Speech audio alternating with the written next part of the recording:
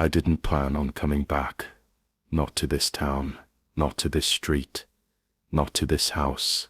But there I was, parked across the street from the two-story colonial I once called home. The same house I'd painted with my own hands before my second deployment. The same driveway where my daughter took her first steps. And now it didn't belong to me. The porch light was on. 2 cars in the driveway. Hers and a new one. BMW. Out of place for our neighborhood. Flashy. Loud. Not her style. But maybe her style had changed. I didn't blink as the front door opened. He stepped out first. I recognized him immediately. Even after all these years. Drew Carter. Warrant officer turned private contractor. We'd done 2 deployments together. In Helmand. I saved his life once. Pulled him out of a flipped Humvee while under fire. He never thanked me. Just looked at me like I'd interrupted his death on purpose. He wrapped his arm around her. Claire, and kissed her like he owned her. Like he'd always owned her. I felt nothing. That surprised me. Maybe it was the years I spent learning to compartmentalize. Maybe it was the silence after Claire's last message to me. Sent while I was on a night op in the mountains of northern Syria. We're done, Cole. Don't come back. It's not safe for any of us. That was it. 9 years. 1 child. 4 deployments over in a 6-line email. I didn't reply. I didn't call. I just closed the laptop and went back to work. 5 years later, I was back. Not for her. Not for Lily. Not for closure. I came for correction. I checked my watch. 9:04 p.m. They had 10 more minutes before Phase 1 began. I opened the terminal app on my phone. 1 input line. No interface. No instructions. Execute node 01. Response came fast. Phase 1 active. Surveillance node engaged.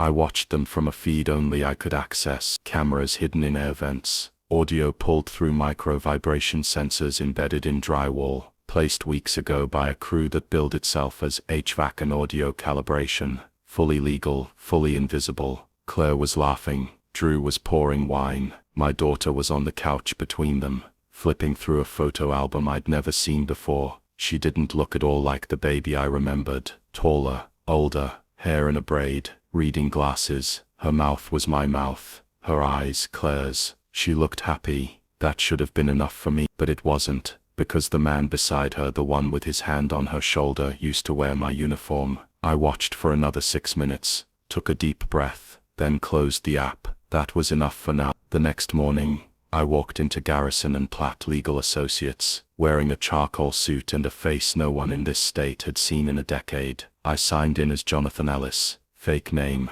Real appointment. Elaine Garrison greeted me with the smile of a woman who billed $800 an hour and hadn't lost a case since Obama left office. "What brings you in, Mr. Ellis?" she asked, tapping her tablet. "I'm interested in a financial partition," I said. "Business or personal?" "Both." She crossed one leg over the other. "What kind of partition?" "A separation of legacy assets tied to a trust." I slid a folder across the desk. Inside were documents showing a trail of withdrawals from a Cayman account, all linked to Claire and Drew. Money that was supposed to sit untouched until Lily turned 18. Elaine scanned the records slowly. Her eyes narrowed. "Where did you get this?" "I own the firm that manages the trust. The name isn't public. You're not who you say you are." "No." "Why come to me?" "Because I want this handled quietly. I know you represent Claire. I know how loyal you are. I'm giving you a chance to tell her to walk away. Return the money. No police, no trial. And if she refuses, then I escalate." Elaine studied me. She was good, very good. But I saw the flicker of recognition in her eyes. "You're Cole Hastings." I didn't answer. "She said you were dead." "That was the idea." Elaine closed the folder. "Claire's smart. She won't fold without leverage." "I have leverage," I said. "This is just the beginning." 3 days later, DCS Tactical, Drew's private firm, was flagged in a federal audit. Anonymous whistleblower complaint, false credentials, fabricated combat citations, a string of lucrative government contracts, built on a resume that wasn't his. He'd used my name, signed my name, attached my DD to 1 and 1 to 3 federal bids. That gave me all the entry points I needed. I made one call to the DOED Inspector General's office, gave them just enough to raise suspicion. The rest took care of itself. Contract frozen, assets seized, clearance revoked. His entire operation collapsed before lunch. Claire called him 5 times that afternoon. He didn't answer, too busy being interrogated. I watched it happen from a bench in City Park drinking black coffee, phone in hand. A push notification popped up. Breaking. DCS tactical under federal scrutiny for contract fraud. I tapped the article, read it twice, smiled once. That night I took a walk through the neighborhood. It hadn't changed much. Same sagging fence posts, same busted street lamp, same lonely feeling. I called my guy, former cyber intel, now working freelance, real ghost. Go ahead, I said. He didn't ask questions, just answered executing phase 2. Then the line went dead. Phase 2 wasn't about Drew. It was about Claire. She'd gotten greedy. After I disappeared, she told the court I abandoned a family, filed a termination of parental rights with a forged signature, said I was unstable, dangerous, likely dead overseas. The judge approved it. The notary never verified identity. Claire had shown up with a Cole Hastings who matched the description. Same build, same haircut, some idiot from Drew's crew. Enough for a rubber stamp. I wouldn't have known any of this if not for a clerk who owed me a favor. Her brother served with me in Ghazni, lost both legs to an IED. I carried him 2 clicks under fire, got him out alive. She gave me access to the sealed case file. The text Claire had sent Drew the day after the filing said it all. He's officially out. Even if he comes back, the court won't recognize him. I uploaded that text, the signed order, and a clip of Claire rehearsing her testimony to a secure server. Then I emailed a link to Elaine. Subject line, custody fraud, for your review. No note, no signature, just The next morning, Claire stormed into Garrison and Platt in full meltdown. I watched the lobby footage later, screaming, throwing papers, demanding Elaine fix it. Elaine couldn't. Fraud is fraud. No statute of limitations. No appeal without exposure. I hadn't touched Claire's bank accounts, hadn't spoken to her, hadn't contacted Lily. But now the panic had started. It would spread. That was the point. No revenge, no chaos, just consequence. 2 days after the email, Claire tried to call me. Blocked number, left a voicemail. Cole, if this is really you, I don't know you guy doing good doing, but you need to stop. We have a life now. Lily's happy. Just leave us alone. I didn't respond. There wasn't anything to say. This wasn't about Lily. It never was. It was about a woman who watched me get shipped overseas 4 times, waited for the right moment, and rewrote history while my boots were still in the dirt. I gave Claire everything: structure, safety, silence, and she turned my life into her cover story. Now she wanted peace. I wasn't here for peace. By week's end, the State Bar Association had launched a formal inquiry into Elaine Garrison. She wasn't the target, not really, but her signature appeared on the custody filing, her name on the forged documents. Negligent oversight, possibly more. She called me this time from her direct line. I don't know what you're trying to prove, she said. I'm not proving anything. Then what is this? A pattern, I told her. I want people to start seeing it. You're burning her entire life to the ground. I waited. You know she'll fight back, she added. I'm counting on it. I hung up. Drew, for his part, had started to unravel. After the fraud allegations went public, his investors jumped ship.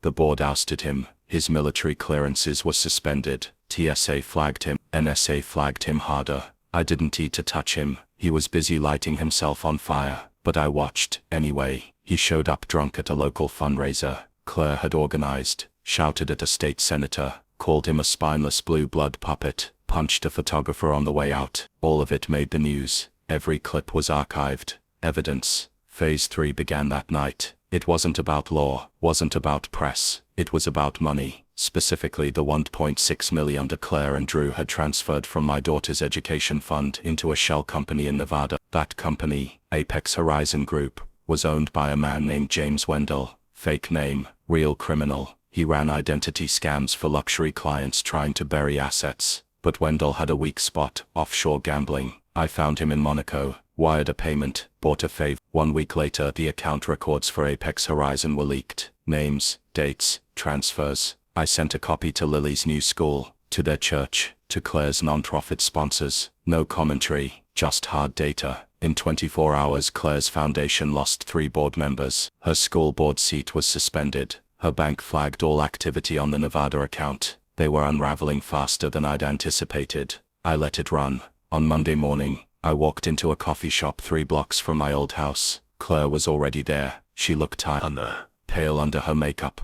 Her smile cracked as she tried to hold composure. "You got what you wanted," she said as I sat down. "No," I replied. "Not yet. I don't know what else you think I took from you." I looked her in the eyes. "You didn't just take money. You took my name. I thought you were dead." "No, you hoped I was." She flinched. "What do you want?" "I want you to sign over full custody to me. Retroactive reinstatement of my parental rights. You'll have visitation, supervised." Her voice rose. "You can't be serious. You filed false paperwork to remove me. If we go to court, I have every message, every voice memo. You'll lose everything." "I already have," she whispered. I didn't answer. She blinked hard, looked down at her coffee, then back at me. "Lily doesn't even know who you are." "Then I'll introduce myself properly." Claire gripped the cup tighter. "And Drew, what about him? He won't survive this. You know that." I leaned forward. "He survived an ambush in Helmand with 3 bullets in his leg. He'll survive this. If he doesn't, that's on him." We sat in silence. Then she asked, "Are you going to ruin me completely?" I tilted my head slightly. "That depends," I said. "Are we done lying?" The next day she signed the documents. Victoria Reeves filed them under expedited review. Judge signed them same afternoon. Custody reinstated. Phase 4 was cleanup. A quiet phase. I sold the story to 3 publications under different names: military betrayal, financial fraud, family court corruption, all anonymous, all verified. They went viral. By the end of the week, Drew's name was radioactive. He was dropped from 3 speaking events. 2 former colleagues publicly denounced him. The DoD issued a retroactive dishonorable discharge based on misrepresentation. Claire stepped down from every board position. Their shared accounts were frozen. IRS opened a file. That same week, I met Lily for the first time in 5 years. She sat across from me at a small diner, hair pulled back, arms crossed, defensive. Guard. Claire was 10 feet away. Per the court supervision clause, Lily didn't speak at first. Then finally, "So you're my dad?" I nodded. She stared. "Why'd you leave?" "I didn't leave," I said. "I was taken out of your life." She didn't say anything. "I don't expect you to believe that today," I added. "But it's the truth." She looked at me a long time, then asked, "What's your favorite book?" I smiled. "Unbroken, Laura Hillenbrand." "Why?" "Because it's about surviving captivity and coming back." She nodded once. "Then you talk like a soldier." "I was one." "I know. Mom said you never came back." I looked her in the eyes. "I did. You just weren't told." She looked away, then back again. "Are you gonna stay now?" "I'm not going anywhere." Later that night, Claire sent me a text. She smiled. I haven't seen her smile in weeks. I didn't respond. I didn't need to. 2 weeks passed. The headlines faded. The noise quieted. I kept showing up. Lily started asking more questions. I answered all of them. With time, her walls dropped. Not all the way. Not yet. But enough. That was enough for now. It wasn't supposed to be easy. I knew that. But with every conversation, every word Lily spoke to me, I felt the weight of 5 years lifting off. Each word she used to describe her life without me. Each question, each slight smile, these were all victories.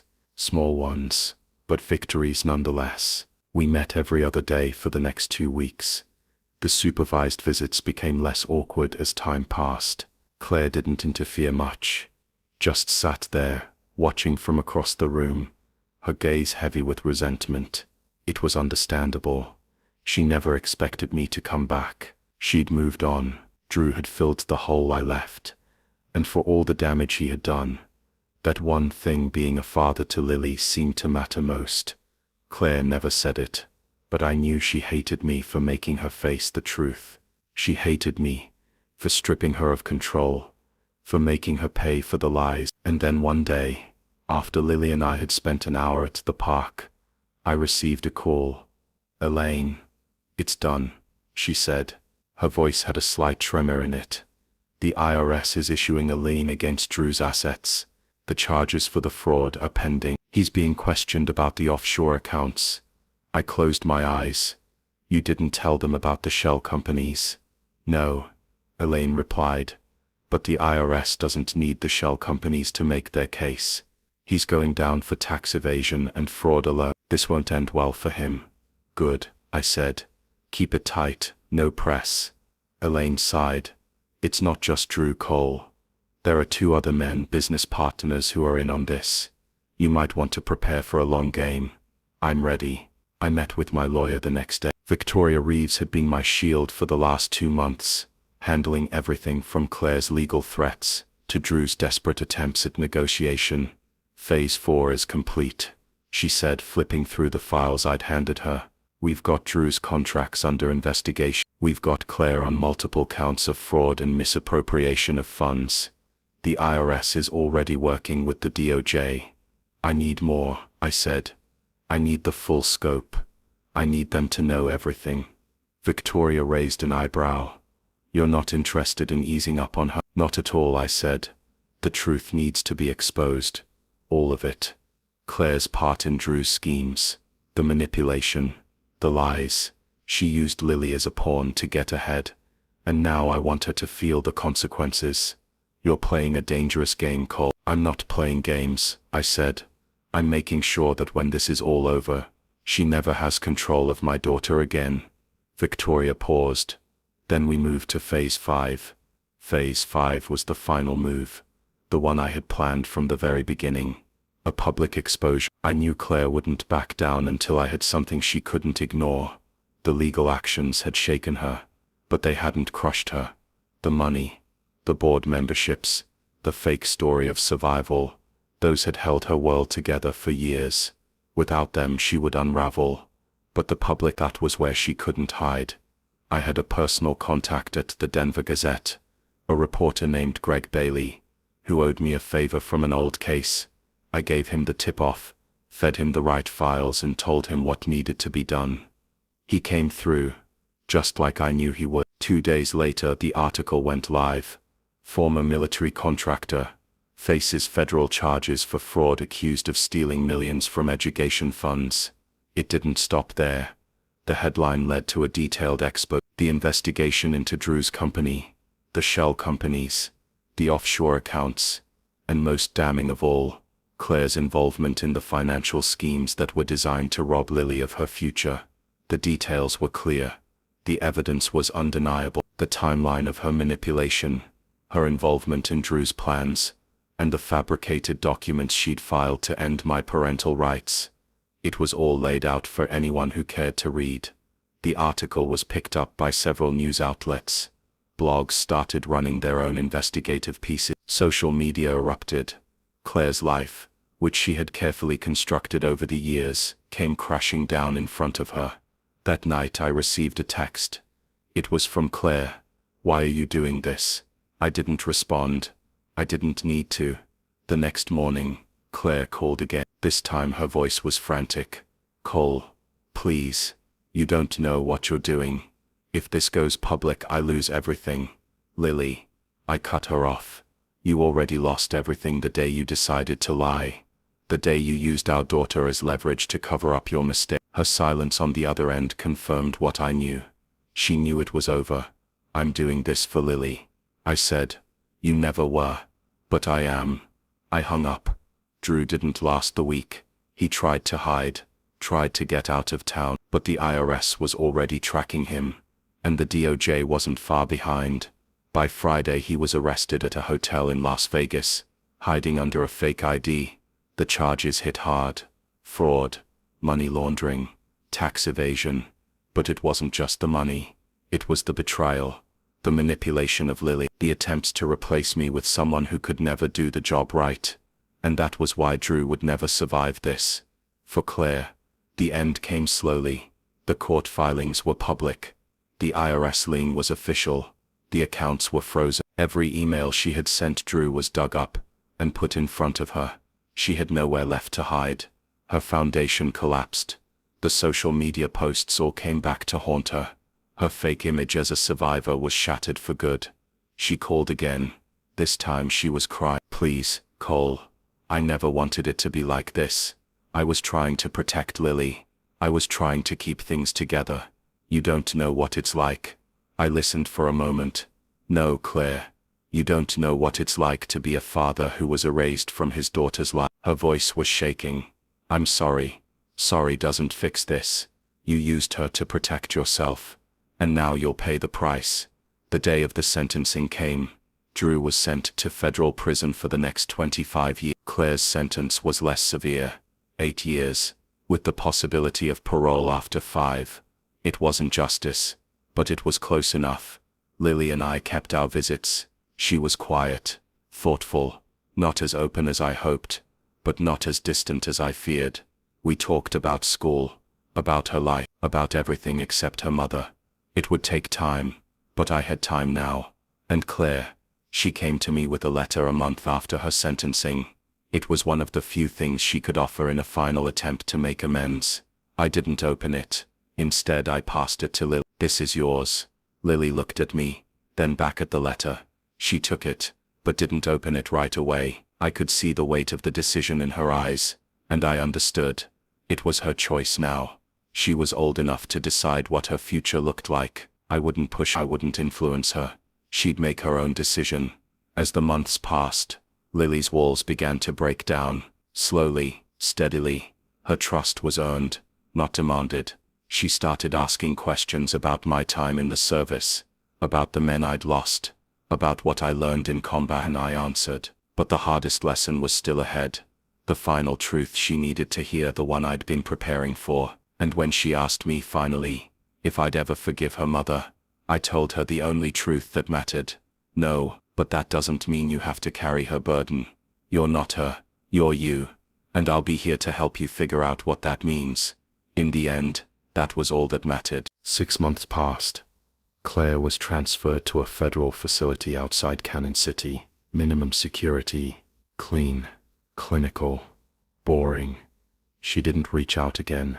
Not through letters, not through third parties, not through legal channels. Maybe she finally understood, or maybe she just didn't have anything left to say. Drew, he didn't get that choice. He was still sitting in pre-trial holding for additional charges, new ones connected to embezzlement and defense contract bribery. One of his former partners flipped. Another fled the country. Drew was looking at 30 years minimum.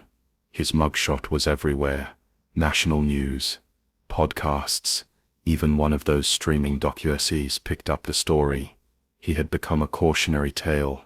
Lily had stopped asking questions about him, stopped bringing up her mother too. Our time together shifted. We weren't navigating the past anymore. We were shaping the future. She invited me to her science fair, introduced me to her friends, asked for help with math. I was rusty, but I figured it out. For the first time in years, I felt like a father again. Not a myth, not a headline, a presence. One night, while we were walking the dog near the park, she asked, "Do you ever miss her?" The question caught me. I thought about it. Really thought. I miss the version of her I married, I said. But that version died a long time ago. She nodded. Sometimes I remember her from when I was little, like she was someone else back then. She probably was. Do people change that much? I stopped walking, looked her in the eye. Some people don't change. They just reveal who they've been the whole time. She didn't say anything to that, but her hand brushed against mine as we walked, and she didn't let go. The next milestone came in early spring. Her school counselor called me, said Lily had been selected for a statewide leadership program. Big deal. High profile. Required a parent or guardian to attend the opening ceremony. Lily asked me to come. "I want them to know who you are," she said. I told her I'd be there. I wore my only tailored suit, navy blue, the one I used in court during the custody reversal. Not flashy, just sharp enough. As I stepped into the auditorium, a few teachers recognized my name from the news. One of them gave me a long look, like she wasn't sure whether to thank me or fear me. I nodded politely, sat in the second row. When they called Lily's name, she walked up with full posture, clear eye, calm strength. She was the youngest in the group, the only one who'd gone through everything she had, and still showed up like it didn't break her. That was resilience. She gave a short speech, just 60 seconds, but it was her, and it ended like this: "I've learned that even when people try to take your voice, you can get it back. but sometimes you need someone to help you find it. She didn't look at me, but I knew. That line, that one sentence was everything. After the ceremony we got ice cream. I let her choose the music in the truck. She picked old punk rock. You like this stuff? I asked. It's angry but organized, she said. Kind of like you. I laughed. A real one. Summer came. Her mother was granted a parole hearing. I didn't tell Lily at first. I didn't want to cloud her. I didn't want her to feel torn. But she found out anyway. Kids always do. Will you go? She asked. I'm thinking about it. I said. Do you want her out? No. Will you fight it? I paused, then told her the truth. Only if you want me to. She looked down at her hands, then said, no, I want her to stay in. Not forever, just longer. She needs to feel it, all of it. I nodded. Then I'll show up. The parole hearing was held in a small courtroom. No press, no cameras, just 5 members of the board, 1 public advocate, and Claire in a beige jumpsuit. She looked older, tired, not broken, just emptied. When she saw me she almost smiled. Almost. She gave her statement, said the right words: regret, acknowledgement, growth. A subtle attempt at framing herself as a victim of Drew's manipulation. I let her finish. Then I stepped up. I didn't raise my voice. I didn't attack. I simply laid out the timeline, the facts, the decisions she made, the choices she had, and how, over and over, she chose herself. I'm not here to seek punishment. I said, I'm here to protect the one person neither of us deserves, but who still chose to love both of us anyway. They asked if I opposed parole. Yes, I said, I do, not out of vengeance, out of necessity. That was all. 2 weeks later we got the letter. Parole denied. Review in 18 months. Lily read it silently, then folded it. Good, she said. She needs more time. Are you okay? I will be. That was the first time I believed it. The summer passed. Lily turned 15. I took her to Colorado Springs for her birthday. We hiked Pikes Peak, got rained on, got sunburned, ate pizza on a hotel balcony while watching the stars come out. She said, I want to be an engineer. I said, then that's what you'll be. On the drive home, she fell asleep in the passenger seat, curled under my jacket. I glanced over at her, and I thought, this is what winning feels like. Not applause, not revenge, just peace. Just peace. The house I lived in now was small, 2 bedrooms, concrete driveway, a kitchen I actually used. Nothing special, but it was mine. Clean, quiet, paid in full. Lily stayed over every other weekend, sometimes more, sometimes less. I didn't push it. I let her choose. She liked the space, the calm, the privacy. I gave her a key, no conditions. One night she came in late, just after dark. Her hands were shaking. She didn't speak, just walked straight to the couch and sat down. I waited. After a minute she looked up. She wrote me again. Claire. Another letter, another attempt to reconnect. She says she's sorry, Lily said. She says she's changed. I didn't interrupt. She says she wants to talk, that she wants to explain. And do you want that? I asked. I don't know. That was fair. I don't hate her, she added. I don't know how to trust her. I nodded slowly. That's not something you owe anyone. Trust is earned, even from family. She said you were dangerous. Lily said, I know. She said you scared her, that you were broken when you came back. I looked her in the eye. I was hurt. I was grieving, but I was never dangerous. She believed me. I could see it in her face. She said you never loved us. That one stung, but I didn't flinch. She said a lot of things, Lily, but you know me now. You've seen, you've talked to me. That's the only version that matters. She looked down. I think I want to write her back. Okay, will that bother you? No, that's your choice. What would you say if it were you? I thought about that. I'd say I remember everything, and I forgive nothing, but I'm moving forward. She sat with that a while, then nodded. Yeah, something like that. 3 weeks later, she gave me a copy of her reply. It was short, blunt, clear. She didn't rage. She didn't accuse. She just laid out the truth. What she knew. What she remembered. What she'd learned. And she told Claire the same thing I'd told her. I don't know who you are anymore, but I know who I am now, and I'm not carrying your damage. I read it twice. She watched me. You okay with her?